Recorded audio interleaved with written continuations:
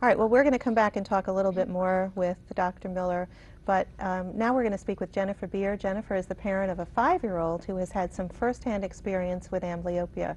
Welcome to Community Forum, Jennifer. Thank you for having me. Jennifer, tell us about Sarah.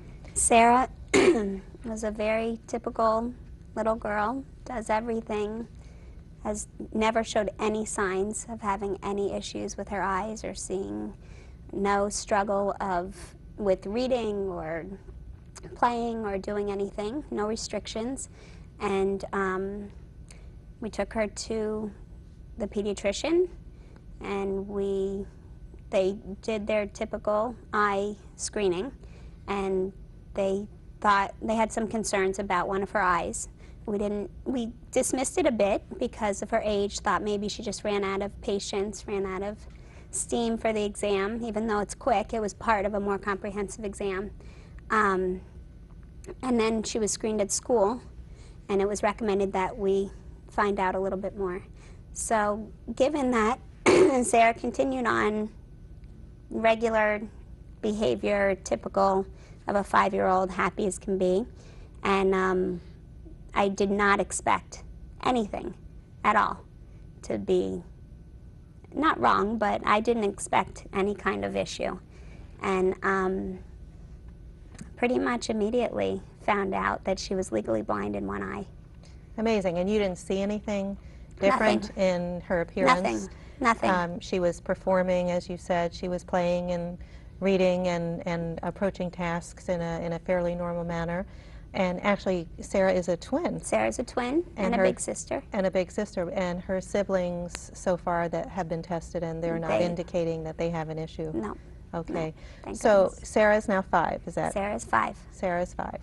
And so how did you come to Dr. Miller? We came to Dr. Miller through a mutual friend initially, but also through my pediatrician's recommendation. And let me just say that we're very, very grateful that we caught it in the window that we did, because I feel like it changed the course of her life because we caught it when we did. And my plea to anybody is to not pay attention to your child, because you won't know the difference.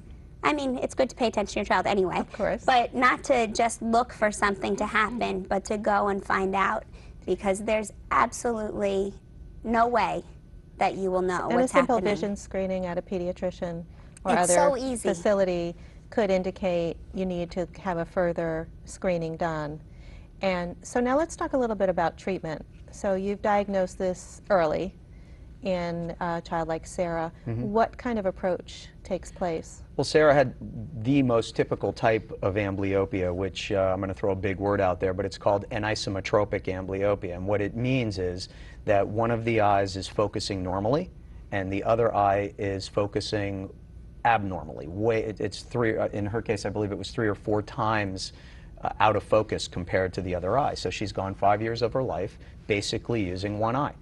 And like Jennifer said, when we did get to her after the screening, our test confirmed terrible vision. She was legally blind in one eye. And once we did the remainder of the exam, it was very simple to diagnose. All we had to do with Sarah is put her in the right glasses to balance the vision. And she's a little bit of a miracle story because, and that's why we brought her on the show, you know. But she's a little bit of a miracle story because it reversed the process so quickly. The next time I saw Sarah back for her 8-week follow-up exam, she was 20/20 in the legally blind eye. Wow. That was a wow. That was a big wow. I'm not going to sit here and claim that all the patients get better that fast. A lot do. But not that fast. So detecting in a child, obviously under the age of 5, treating it by the time the child is 8, you can correct it with eyeglasses and maybe some exercises. When it goes beyond that is when it becomes a serious issue. Yes, sometimes you can correct it with just glasses. A large part of what we do in amblyopia treatment is somehow penalizing the good eye, either by putting a patch over the good eye or putting certain dilating drops in that good eye to force the bad eye to work harder. So most children who have dense amblyopia, bad amblyopia, like Sarah, really require more than just the glasses. She just got lucky. But a lot of, you know, the younger you catch this, the less likely it will be that you will have to use other extraordinary means. Well, Jennifer, thank you for sharing your experience about Sarah, and I'm sure many of our viewers will follow your advice. Next, we're going to talk with Marie Oakes. Marie has had eye issues since birth and had undergone 3 eye muscle surgeries. For a significant part of her life, she lived with severe misalignment of the eyes. Marie, we really appreciate you being here today. Thank you. So, as I look at you, everything looks perfect to me. Yes. Tell us what it was like to kind of go through life with your eyes misaligned and how you were diagnosed with amblyopia. Well, I was diagnosed when I was like 6 months old, and I had my first surgery when I was 2, and then another one at 10. And then I was okay for like 20 years, so I thought, excuse me, and then it got worse. And then I found Dr. Miller, and I went in, and he said, well, we can try and fix it. And so we did, but it was very difficult for me as a child until, you know, they got it fixed, until I was 10 years old when they did the major surgery. I was teased a lot.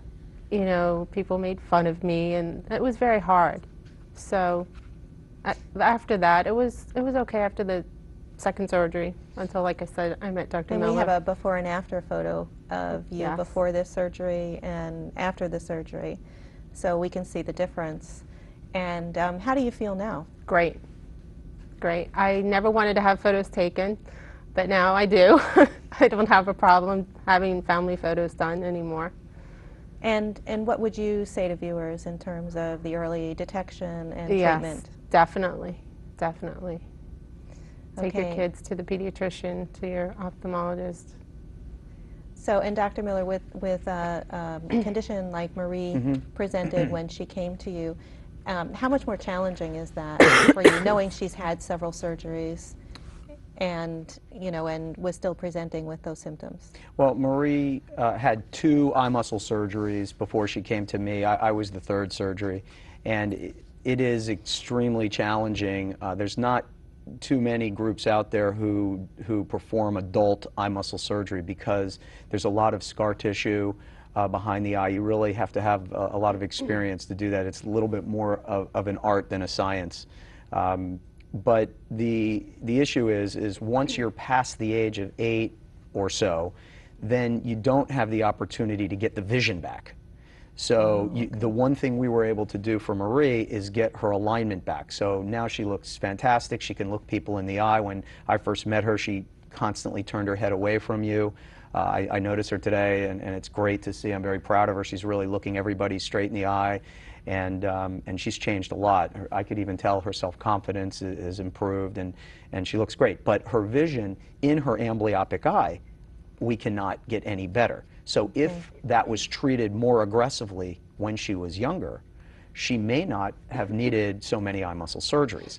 And that's the message that we're trying to get out here, you know, today, is just like Jennifer is saying to the young mothers out there who have young children, even if your child looks perfectly normal, make sure you take them for a good vision screening. Again, let me say again, it can be by your pediatrician, it can be by a trained volunteer, an ophthalmologist, or an optometrist.